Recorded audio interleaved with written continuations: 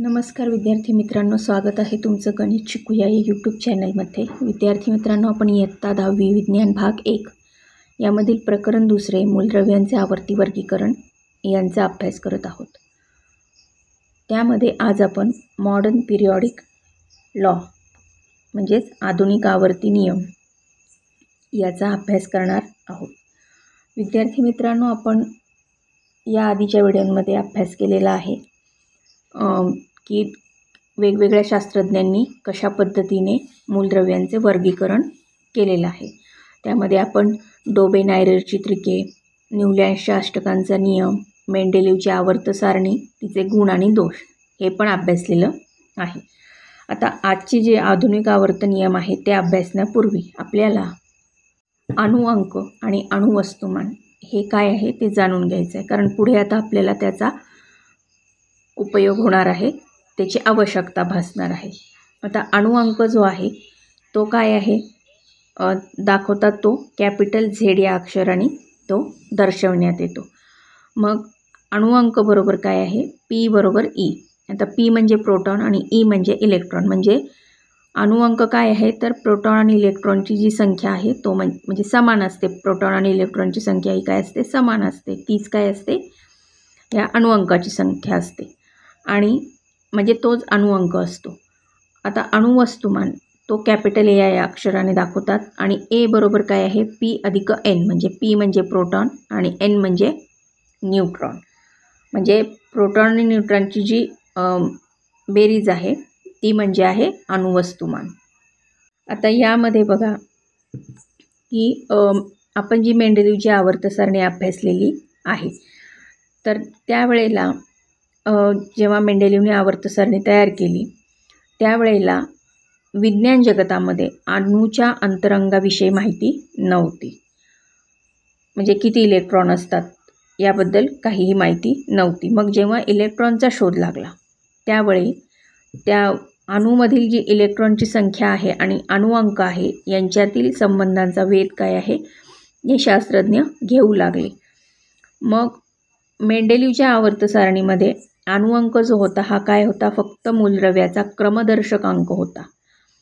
पण जेव्हा 1913 मध्ये जे इंग्लिश शास्त्रज्ञ होते हेनरी मोजले, त्यांनी काय केलं की एक एक्सरे नलिका वापरून काही प्रयोग केले आणि त्यानुसार त्यांनी दाखवलं की मूलद्रव्याचा अणुअंक म्हणजे झेड हा काय आहे, मूलद्रव्याच्या अणुकेंद्रकावरील धनप्रभाव अथवा त्याची प्रोटॉनची संख्या आहे असं त्यांनी ते दाखवून दिलं। मग विविध मूलद्रव्यांवर त्यांनी असे प्रयोग केले आणि ते प्रयोग करून त्यांनी मूलद्रव्याचे अणुअंक निश्चित केले। त्यामुळे काय झालं की अणुवस्तुमानापेक्षा मूलद्रव्यांचा अधिक मूलभूत गुणधर्म काय आहे, अणुअंक आहे हे लक्षात आलं। कारण मेंडेलीवने काय सांगितलं होतं की अणुवस्तुमान हे काय आहे, मूलद्रव्यांचा मूलभूत गुणधर्म आहे। किंवा त्याच्या आधी पण आपण न्यूलँडच्या अष्टकांमध्ये किंवा डोबे-नायरच्या त्रिकांमध्ये हे बघितलं होतं की अणुवस्तुमानाला त्याच्यामध्ये जास्त महत्त्व देण्यात आलेलं आहे। पण या शोधामुळे आधुनिक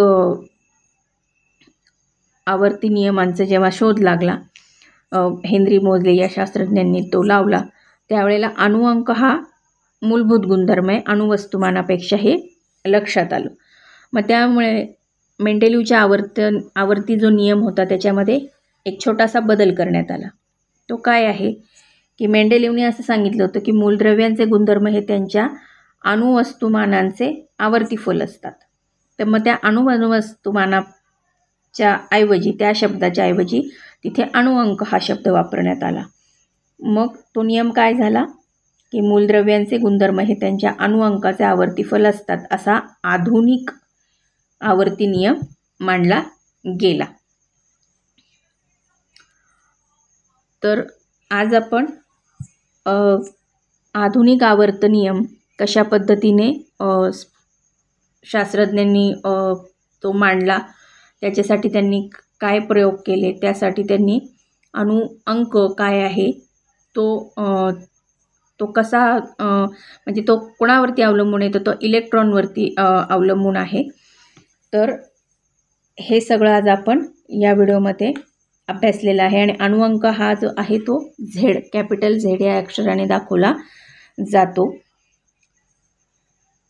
आणि त्याचा अणुअंकाचा मग अणुवस्तुमानापेक्षा अणुअंक काय आहे, हा मूलभूत गुणधर्म आहे कशाचा, मूलद्रव्याचा, हे इथे मांडण्यात आले आणि त्याचा जो नवीन नियम आहे तो पण आपण इथे अभ्यासलेला आहे.